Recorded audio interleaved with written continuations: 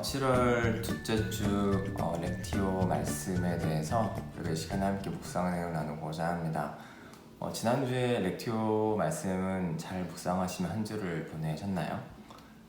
이번에도 우리가 한 주 동안 이 말씀을 묵상하면서 우리의 삶을 향한 또 이 시대를 향한 하나님의 말씀을 함께 찾아보는 이 한 주가 되었으면 좋겠습니다. 네, 오늘 우리가 함께 볼 말씀은 사무엘상 22장 11절에서 23절의 말씀입니다.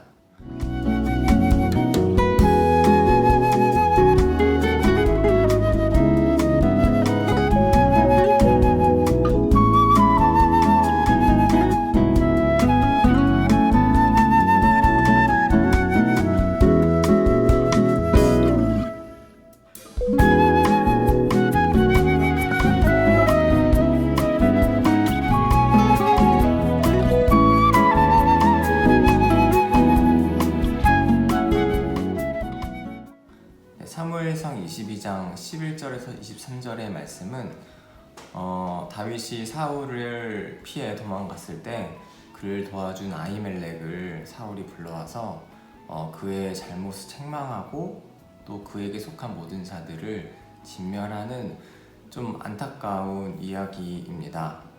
근데 우리가 이 이야기 속에서 함께 생각해 볼 내용들은 과연 하나님께서 이 일을 왜 허락하셨을까?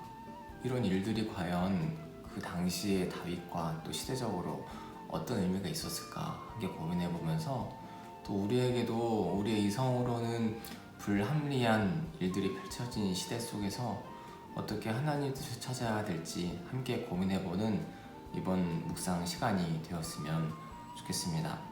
오늘의 이야기는 사울이 아히멜렉의 가문의 사람들을 다 불러 모으면서 이제 시작이 됩니다. 그들은 이제 사울에게 다 불러 모아져 갔는데 그때 이제 사울이 그들에게 뭐라 그러냐면 왜 너네는 다윗을 도와서 다윗이 나를 치도록 만들었냐 라면서 그들을 책망을 합니다. 말 그대로 이제 어떠한 반역을 도모했다는 이야기를 하는 거죠. 근데 그에게 관해서 이제 아히멜렉은 굉장히 논리적으로 자신의 행동을 타당하였다는 것을 이야기를 합니다. 뭐라고 얘기하냐면 다윗에 대해서 얘기를 했는데 다윗은 충실한 부하입니다. 왕의 사위입니다. 호위 대장입니다. 왕실에서 존귀한 자입니다. 이런 자가 나한테 와서 말하는데 그가 무슨 말을 하든 내가 어떻게 믿지 않을 수 있겠습니까? 라고 말하면서 그 다윗의 지위에서 그가 하는 말들을 나는 믿을 수밖에 없는 상황 속에 있어요 라고 얘기를 합니다. 그러면서 아히멜렉은 15절에서 지금 나는 왕실에서 어떤 일이 일어났는지 전혀 알지 못한다 라고 말하죠. 어느 정도 왕이라면 이런 얘기를 들었을 때 지금 제사장들이 나와 다윗의 관계를 모르고 이런 일들을 했구나 라고 이해하고 하나님의 제사장들이니 넘어갈 법도 한데 지금 사울에게는 어떠한 말도 들리지가 않습니다. 어떤 것도 보이지가 않아요. 그에겐 논리적인 어떤 것들이 전혀 그에게는 합당한 말로 나타나지가 않습니다. 그는 정신 나간 소리를 이미 했었어요. 어떤 이야기를 했었냐면 22장 8절에 보면 이제 요나단 자기 아들이죠. 요나단과 베냐민 지파가 이제 다윗을 도와 자기를 죽이려고 공모했다는 얘기를 막 하면서 막 이렇게 열을 내는 장면이 나옵니다. 이제 정신이 좀 나간 소리를 하는 건데 오늘 여기서 동일하게 아히멜렉이 다윗을 도와 자기를 죽이려고 했던 공모자로 지금 다시 몰아세우는 겁니다. 그래서 사울은 호위병들에게 이 여호와의 제사장들을 다 죽이라고 명령합니다. 그러나 사울을 제외한 신하들은 이 제사장들에게는 어떤 잘못이 없음을 다 알고 있어요. 이들을 죽여봤자 죄 없는 사람을 죽이는 건데 이 죄 없는 자를 죽이는 것은 율법에 어긋나는 일입니다. 그러니 그 어느 누구도 이 사울의 명령에 따라서 율법을 어기고 싶지 않았습니다. 그때 이제 누가 나서냐면 이 에돔 사람 도액이 나섭니다. 그는 이제 이스라엘 사람들이 아니기 때문에 율법에 적용되지 않죠. 그는 자기가 나서서 제사장 85명 아히멜렉과 그에게 속한 모든 가족들을 다 죽이고 짐승들도 다 진멸합니다. 이런 상황 속에서 이제 아히멜렉의 아들인 아비아달이 도망을 갑니다. 그때 그는 이제 에봇을 들고 도망을 갔는데, 그는 다윗을 찾아가서 이제 모든 제사장이 죽고 자기 혼자 남았음을 고백을 합니다. 그때 다윗은 뭐라고 얘기를 하나요?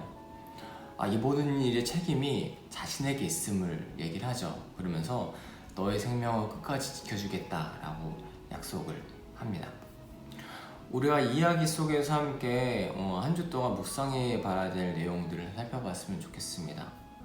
너무도 슬픈 이야기가 펼쳐졌습니다. 그런데 그 이야기 속에서 성취된 하나님의 말씀이 있었습니다.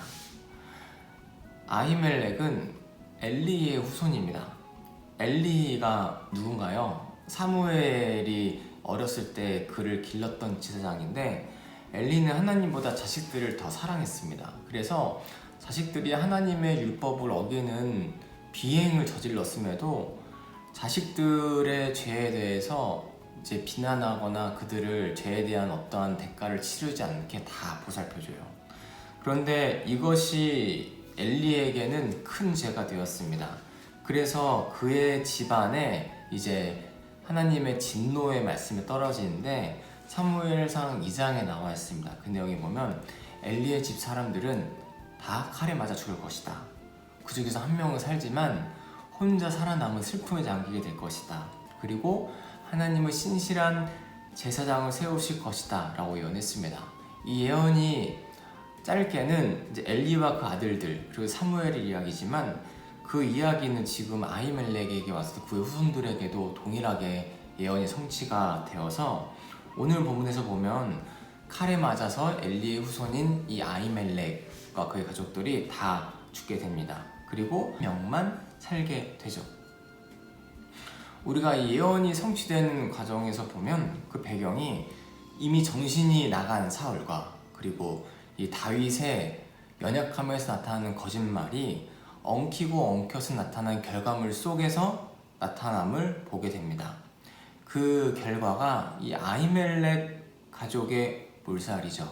이 슬픔과 아픔은 엘리의 집안에 이미 행했던 죄악을 향한 하나님의 진노였고, 그 진노는 하나님이 정하신 때에 악과 악이 만나서 악의 열매로 나타나게 되었습니다. 우리가 하나님의 섭리를 고백할 때 보면 나의 죄악과 그 결과와 아픔 또한 내 죄로 말미암았지만 하나님의 손 아래 있음을 고백합니다. 다윗이 오늘 그의 죄로 인하여서 짊어져야 되는 결과와 고통은 자신의 죄된 본성에서 비롯되었음을 인정합니다. 인정 안 할 수가 없죠.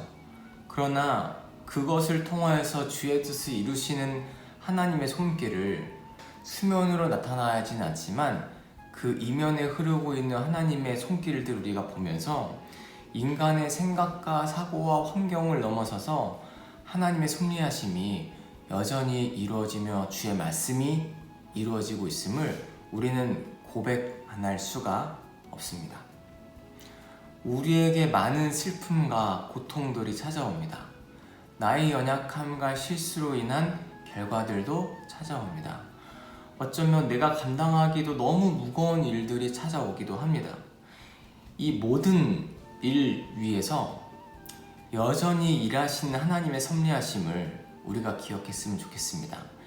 인간의 죄된 결과로 코로나 사태를 비롯한 모든 일들이 나타나고 있습니다.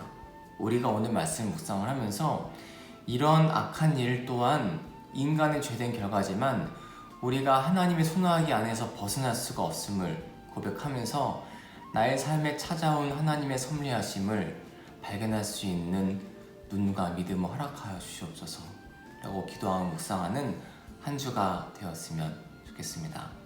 우리가 두 번째로 묵상할 내용은 그 죄를 인정한 연약한 인간 다윗의 이야기입니다.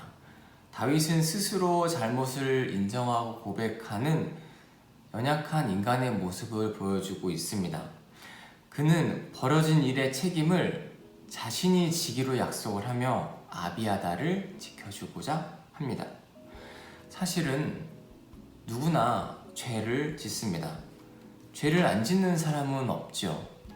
그러나 죄를 고백하고 인정하고 특히 나의 실수로 벌어진 일들을 책임지는 용기 있는 모습은 정직하고 신실하게 살고자 하는 한 사람의 처절한 몸부림이었음을 우리가 기억했으면 좋겠습니다. 우리에게는 나의 죄된 결과를 책임지려고 하는, 그래서 하나님 앞에 조금이나마 더 정직하고 신실하게 살려는 처절한 몸부림이 있어야 합니다. 우리는 우리 죄에 있어서 얼마나 정직한지, 그리고 책임질 만한 용기가 있는지 우리가 한 주 동안 묵상했으면 좋겠습니다.